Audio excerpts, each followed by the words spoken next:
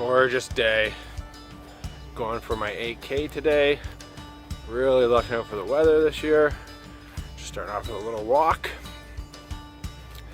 And I'm gonna go the opposite way that I did before. So I'm gonna go down that really long downhill.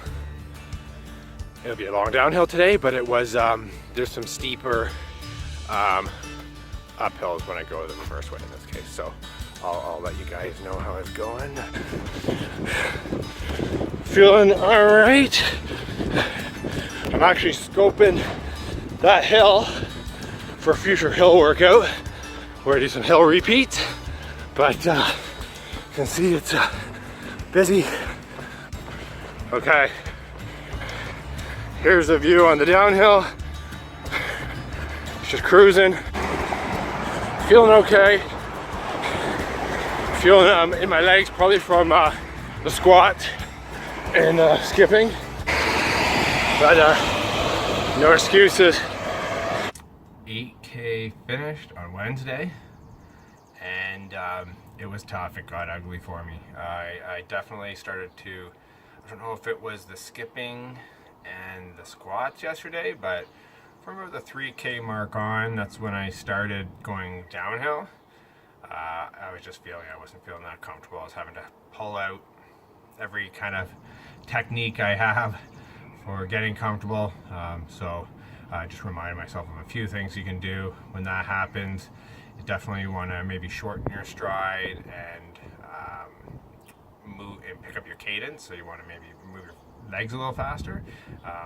Part of the reason for that is because of the large muscles in your legs, and there's a lot of blood that can pool there. So the faster you move your legs, the faster you start to circulate blood, which then gets sort of the oxygen flowing and the blood flowing and helps your breathing and that kind of thing. But I had to remind myself to kind of keep going and stay positive to get it done, but I did it. We'll see tomorrow how I feel. Definitely want to keep doing the skipping, but I don't know if I should tomorrow, knowing that I want to feel a bit more comfortable on Friday, but I'll see. We'll see how it goes. Today is Thursday. I'm doing my core workout. I'm actually in a bit of a rush today, but I'm making it a priority. I've got a lot of meetings, just been busy, trying to get it done. But again, you know, no excuses. I want to really stick to plan here and keep the routine.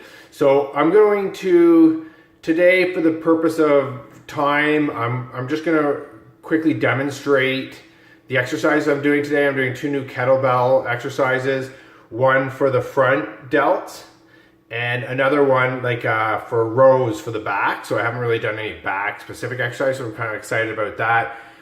If I had a chin-up bar, I could do that, but with these kettlebells, it allows me to do that. Some rowing exercises as well. I'm going to do the lunges. Just lunges are, you know, a little bit killer, but you feel them with body weight. I feel like they're really effective still. And I'm looking to do the one leg raises on the planks as well. Just again, kind of concentrating on my legs.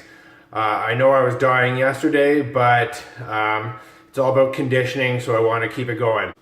Okay, so I'm going to start off with doing the rows, and then I'll go into lunges. Just want to kind of mix it up, give my upper body a bit of a rest, and then I'm going to do the front delt exercise as well as leg raises. I'm going to do sort of 3 reps just to give you guys an example of what I'm doing, and then I'm going to just jump into it, okay? So this is the first time I'm doing this exercise. I'm using it light. I'm going to be adjusting my weight as well while I go through the workout today.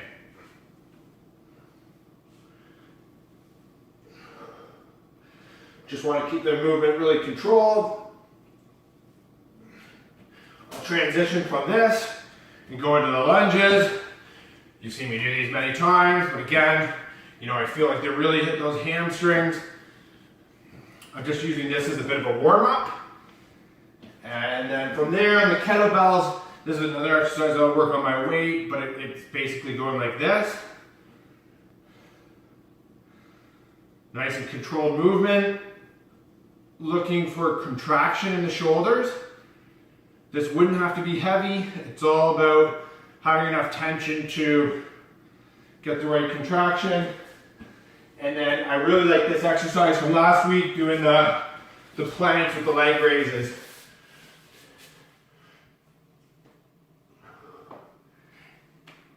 And you just want to squeeze your butt at the top.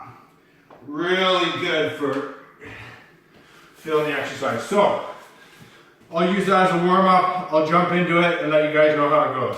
Dying from that workout.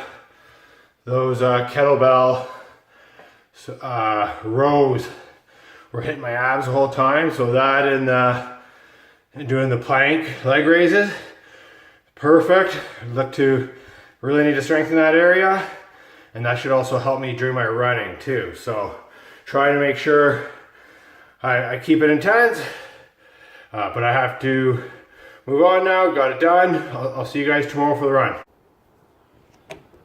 Okay, just about to head out now for the 8K Friday run.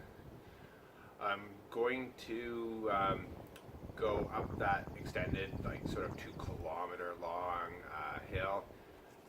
Honestly, I don't know if it's because of being in a chair all the time and not working out. I find it a little easier to go uphill than it is to go downhill. That being said, you know, it has a lot to do with your running technique or the way that you approach a hill.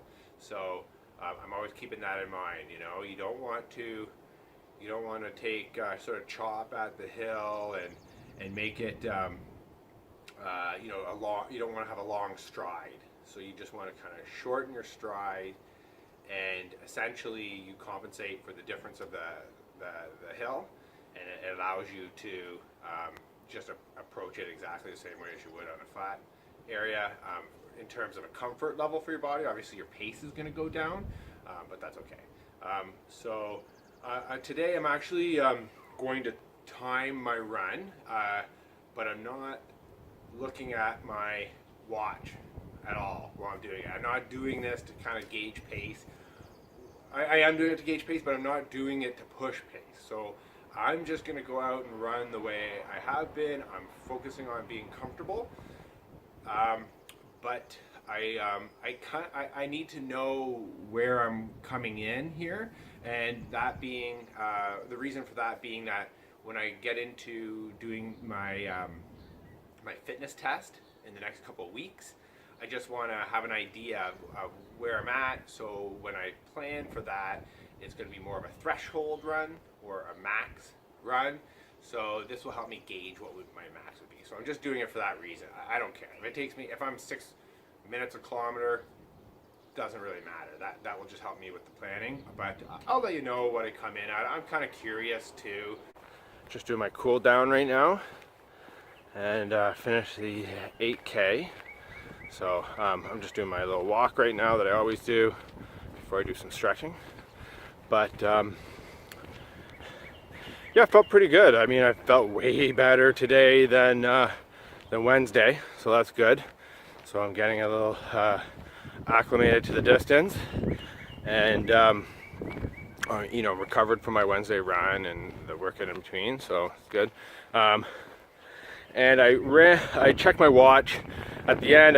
Like I said, I didn't want to use it to influence my pace while I was running, and I did that in 41 minutes and 45 seconds. So I'd have to do quickly the math on that, but I'm going to say somewhere around a 5-minute, 12 to 15 second pace per kilometer. So that's what I would consider comfortable right now. So I can only imagine what would be comfortable as I start to shed weight here. So that's at 2:30. But anyways, so that's it for the week. We got the weekend off to recover, and curious as to checking my weight. So I'll check that on Monday and see where I'm at. And have a great weekend.